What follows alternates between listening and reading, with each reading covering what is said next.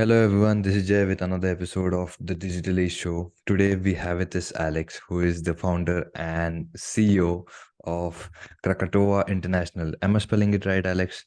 It's correct. It's Krakatoa. correct. So yeah. So hey Alex, how are you today? And would you please introduce yourself to our audience? Absolutely. Hi, my name is Alex Bortoluzzi. I'm the CEO and founder of Krakatoa International that creates a base layer for men. Meaning, right now I'm working on underwear, very specific premium type of underwear that's designed for human males. Great, man. So how it's a very unique proposition, right? Everyone in e-commerce tries this all proven stuff. And how did you end up starting an underwear brand? Or like, what was the idea behind it? What inspired you to start Krakatoa? Sure. I I worked in the video game industry for decades, and then but I was already trying to leave the industry, do something different. I'm not um, a very quiet person. I always trying to something new all the time. Hmm. And after 20 plus years, I'm like, okay, I think I've done everything I wanted to accomplish in this industry, Right. and I wanted to know what was next, right? And then I was with my wife in a big store here, and I decided to go buy underwear. And that's when it dawned on me that I hate them all. I never had a good pair of underwear, and I'm like, why is anybody doing anything about this? Right. So I'm looking at all those thousands of pairs of underwear with different brands, and they all Mhm. done the same. They always still using cotton. They all think that we don't have anything hanging between our legs. It's like flat front. Like there's no thought behind it. And I was Right. like, wait a minute. Girls' underwear are super varied. They have every size, shape, adjust, cup sizes, everything you can imagine. Lift up, make you pretty, make you ugly, make you comfortable, disappear under your skin, everything under your clothes, everything. And us, Hmm. what we have some small shorts that you put under your pants. Like that's it, right? I'm like, Right. Right. there must be a better way. So I just went, and then that just lit up the light in my head. I was like, wait a minute, like there's something here that I can help with. And something that I learned a while ago when I was working in San Francisco is that don't create a product and try to find a niche to sell or create an audience or find an audience. Find a problem and try to solve it. And I'm like, this is my problem. Underwear just sucks usually, and I decided to go after it. So I started slow. I started like contacting factories to see if I could make some samples. I had some Hmm. guidelines. I bought hundreds and hundreds of pairs of underwear from all over the world with different materials, different cuts. Of course, I didn't buy the same stuff. I bought Right. stuff that will bring something new to the table, either a material, how the waistband works, how the cut was performed. So that's what I did. I searched a lot around the world, bought stuff with all sorts of materials and cuts, and tried them all. And I still couldn't find one that I liked.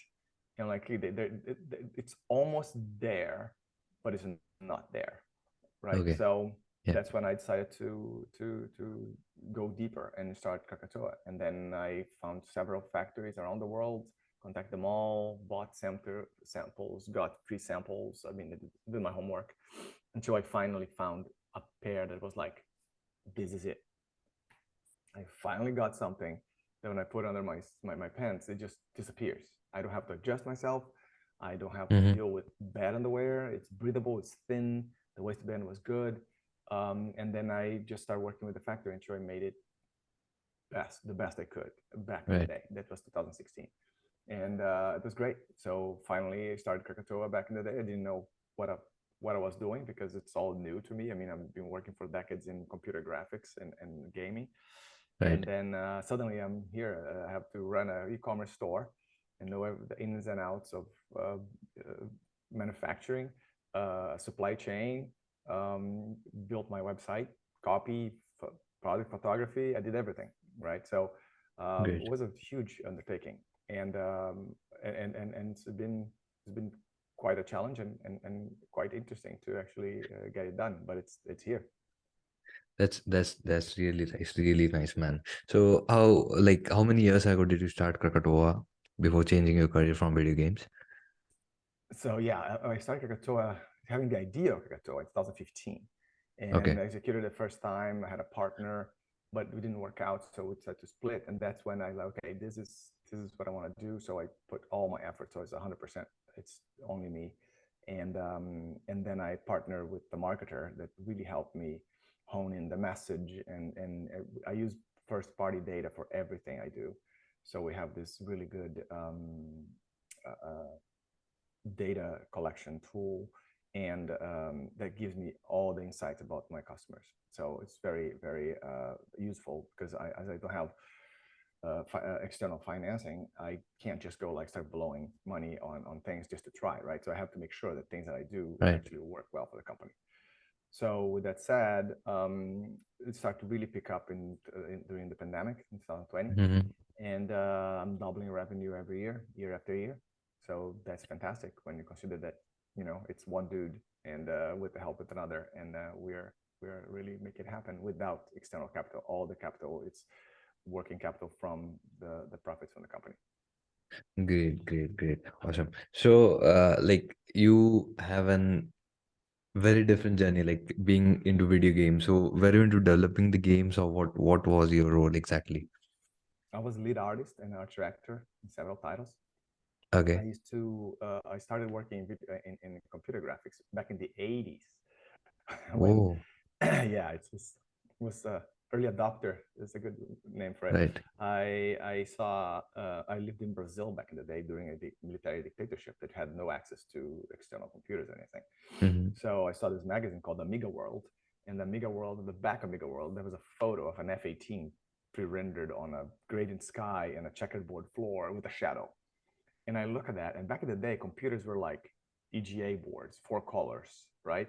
The Right. sounds were blips and bloops. And then suddenly there was like a computer generated image that looked real for the standards of 1987, 88, right?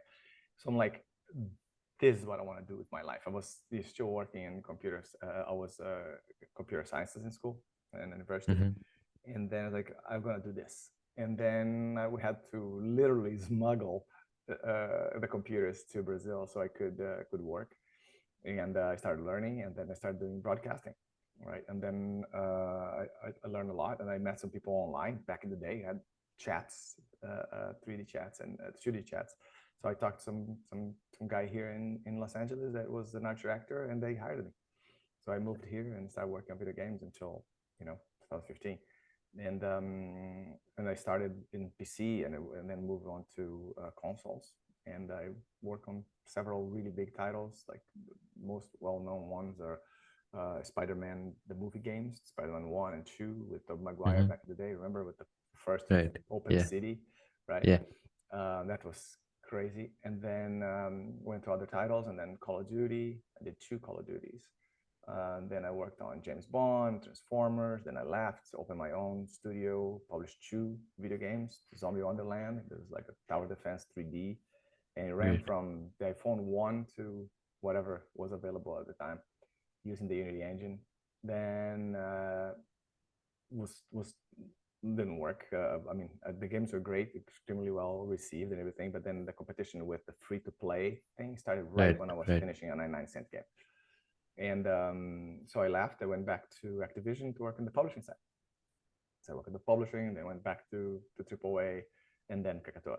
So that's my crazy journey so far. Great, great. So how has the transition been from like we were working into video games and then starting your own e-commerce brand? So it's like way too different, two It's different crazy, things, yeah, like handling all those things right from supply chain to exactly. like to the customer side. Yeah. So how Yeah, it has the was crazy. transition been? Yeah. It was really crazy. I mean, I had my own money saved because otherwise I wouldn't be able to do it. And I literally dove right in. I started doing research and going online and just trying to solve that problem that to me was a problem. And it is a problem, and most guys don't know that it's a problem until they solve the problem. It's, it's Hmm. like that noise that's always in the background, and it stops, and you go like, ah, right? Right. That's the same Yeah. thing when you put on a Krakatoa or a really good pair of underwear. It's like, oh wow, I can't focus. I don't have to be adjusting. There's not something bothering me, right? But then I researched a lot, And then I had to learn everything. I had to learn Shopify. I had to learn Facebook ads. I had to learn. I had my experience in art, right? Because I was the lead artist on so many titles. So Photoshop was in the bag. Video editing, I knew since I literally was part of the non-linear editing solutions back in the 80s, and people just in the 90s, and people just started having non-linear. I used Right. to edit everything with tapes and everything. And then so I knew all that stuff, and then that helped me a lot transitioning into creating my own content and creating my website. And then I took all the photos for I did all the outsourcing for Call of Duty and James Bond with China. So I had to Great. hire, get the artists and then send them uh, um, references. So I did all for James Bond, Quantum of Solace. I photographed every single piece of clothing, watches, shoes, everything in detail, so they could be turned into textures for the characters. So I got used to photographing garments. That's super complex to photograph something that's not on a mannequin, because it's it's just flaccid fabric, right? So you have to go there and adjust that. So that helped me a lot to get go. And then contacting factories was a biggie, because you send them a bunch of messages, nobody answers you, because who the hell are you? You're just a dude trying to make underwear. Yeah, we have a dime a dozen of those, right? Right. Yeah. And so it was hard to beat that the initial resistance of them paying attention to me.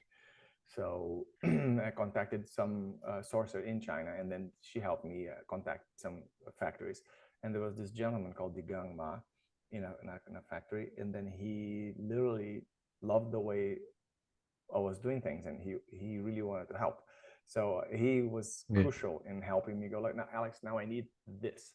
Now Alex, you needed to give me that, and I'll go there and I create all that, and then boom, send it to him, and then boom, and then send me samples and I test it. It was incredible how he trusted me, and then it worked out. It was great.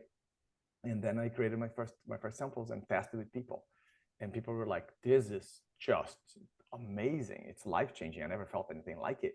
Like, okay, we have something here, And then with feedback, I adjusted like leg lengths, waistband widths, all that stuff, until I got to a point when they're like, "Okay, this is the best stuff that that I can find."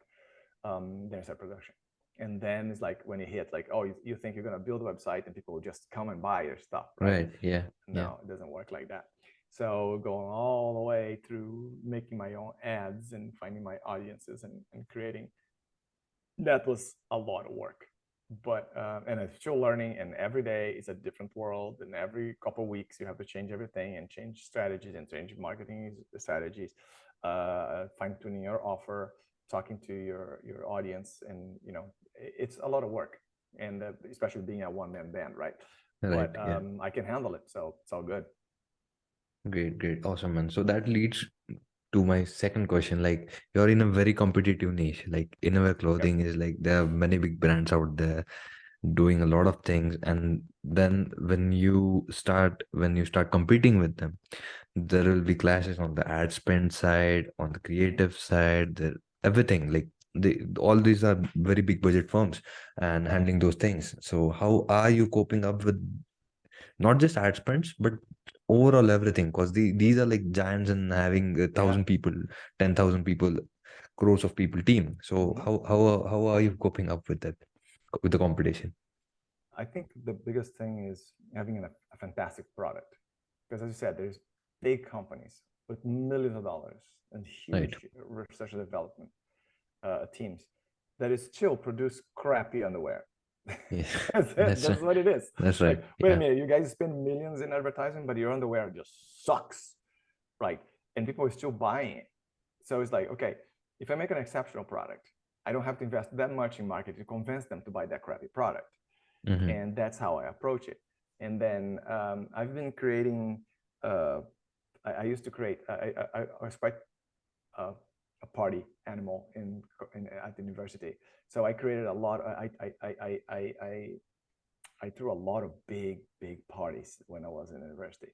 So I had to promote the parties, and I had to make posters with very Okay. simple messages to convince people to go to my parties. So Right. that translated now to my ads. I literally go to Canva and I grab my own photos that I took for my products, and I make a cool background, and I just make, impactful thumb stoppers. So instead of like trying to spend thousands of dollars on a fancy video with fancy stuff and that most people just scroll right over because they are so adapted, Yes, true. seeing Yeah, ads just like shoop, shoop, shoop. So I just go and, okay, how can I make you stop and just give me 1 second of your time? Because 1 second is enough to read one of my sentences, and then you have the exactly. second one. And if I get your time, then you watch the end. There's going to be a great offer, and then my click-through rate is through the roof. Like I have my calls with the Facebook specialist, and they're like, Alex, those big brands will kill for your numbers because they are like much lower, and your Great. numbers Yeah. are super high in terms of click-through rate and then conversion rates and everything. So I'm like, I think I can handle this. I tried with agencies. I got some agencies, and in the end, they didn't know what they were doing, unfortunately, and they still have the old concepts and everything. And I'm with first-party data and my knowledge, I can do ads that perform. I Right. found my audiences. Like everybody would think like, okay, audiences for underwear on Facebook. I'll create, I'll link to other similar underwear so people will I get the splash, right?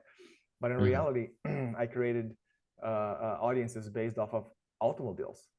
So I have automobiles as my audience, like Porsche and Aston Martin, and Right. people Yeah, that like those brands on Facebook have a good income, and they like good stuff. That means definitely. that they will have money to invest on themselves a little bit, It's true. because Krakatoa is not a cheap pair of underwear. You're not gonna find a 5 pair for Yeah. $10 at Costco, right?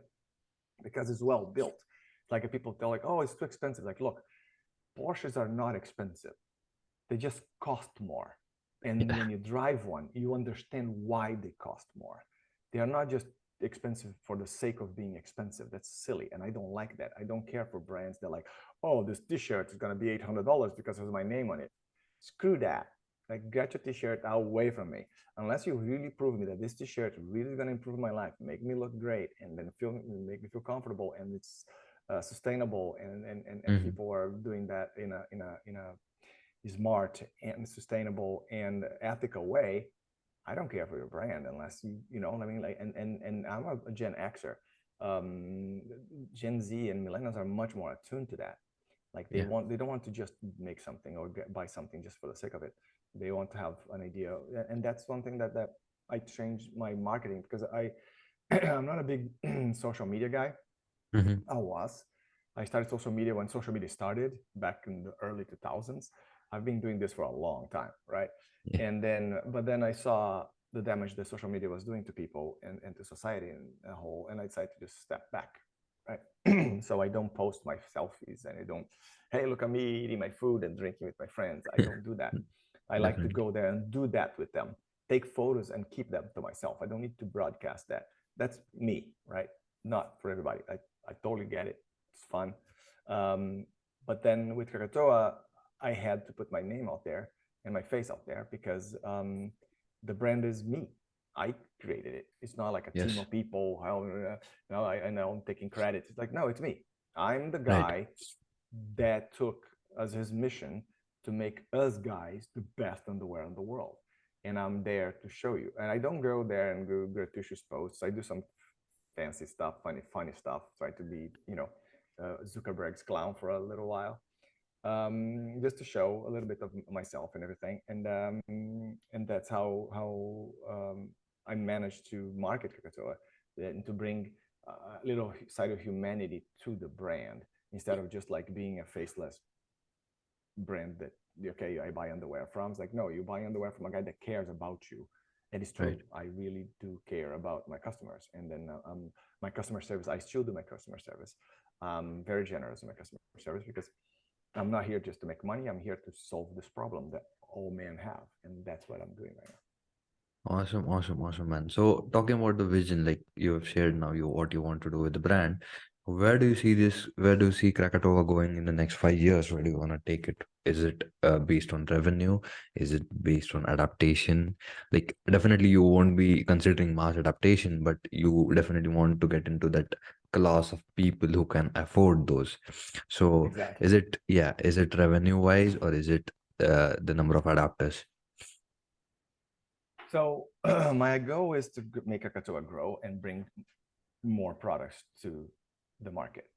But I'm not just going and shotgunning products. I don't want to create like 10 lines and each one of them is just because of different color and stuff. I want to bring something meaningful, right? So every product that I design and I adapt, there's nothing new. It's underwear, right? Right. It's Yeah. underwear.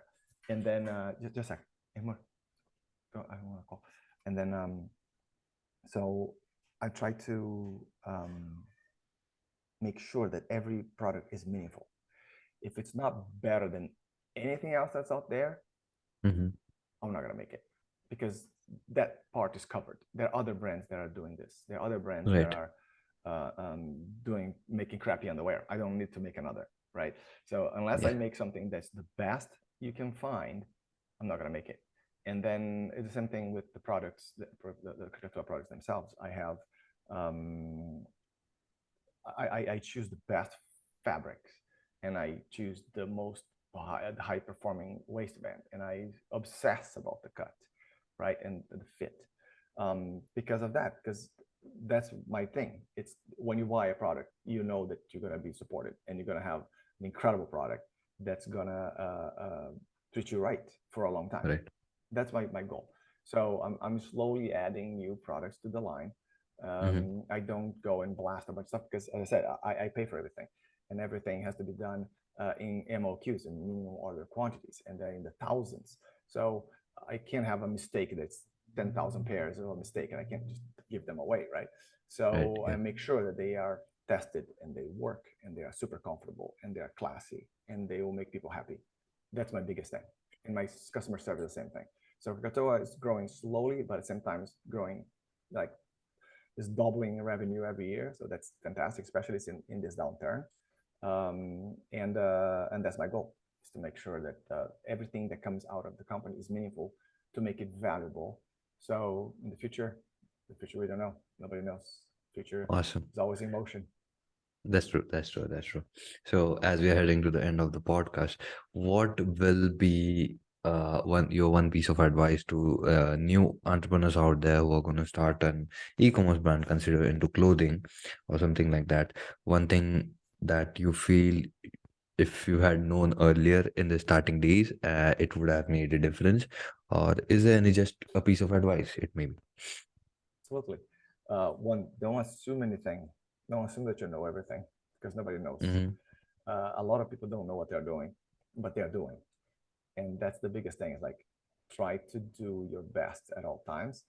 Right. Um, and that will be rewarded. Being through with your customers, being through with your product, making the best product you can, not just something that will make you money.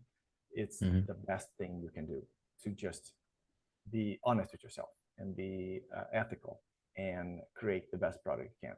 People will recognize that. Be smart with your money. Be smart with your advertisement. If you don't have money to invest in it, go to social. It's still a huge opportunity that you can uh, show your products to people. You know, and just be yourself.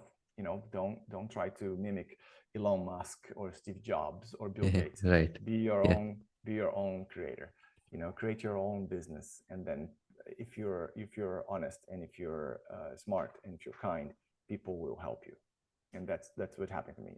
I have a lot of helpers, people that are like, Alex, I love your product, I love what you do. Can I help you? Mm-hmm. And that's fantastic. Like, it's everything that a CEO can ever want, is like having people that want to help you for no Right. reason besides the fact that they will want to see you succeed. So Definitely. that will be my advice. Awesome, awesome, awesome, man. That was really good. So I'll definitely link the website in the description. What's the best channel people can get you on? Like, I know you are a lot busy, but then still, if they have any questions or if they have any offerings for you, so what is the best channel? Is it LinkedIn or is it Twitter? I actually had rather you to write that Alex at krakatoaunderwear.com and send me an Email email me. That's the directly, best. Yeah. because that's me. If you're gonna go to LinkedIn, they own the communication. If you go to Twitter, they own the communication. I don't want to. If you want to talk to me, and I'll of course do my best to help you. Just write me directly at Alex at krakatoaunderwear.com, and I'll be glad to answer your questions. Thank you so much. Thank you so much. So now Black Friday is around. So is there any special promotions going on right now, or is there gonna Yes, be any special yes. promotions on the website? That's one thing. Krakatoa is not a discount brand. So Yeah, one thing that I wanted, definitely. Yeah. yeah, Yeah. I didn't want to do everything that happens like, hey, it's the Mm. dog's day, here's 20% off, right? I wanted to make sure that I get you the best price Hmm. possible already, that I don't have to rely on this kind of Discounts. Yeah. incentives. Mm. I give discounts to first customers so they can try, and I give the discount that's different. Like I actually give you two discounts, so you can buy the product with one discount, and then if you like it, you can come back and still have a discount, so you don't waste it. D Definitely. Um, and then now I also have a very low entry cost on my ads. I'm making a pair for $10 that plus shipping, that you can discover what Krakatoa is all about, and then understand. It's that joke, like you give one for free and they'll come back for more, right? Yeah. So True. as I True. don't want to give anything for free, because it's Krakatoa has to run. It's a company. It's not a charity, unfortunately, yet. Definitely. But Yeah.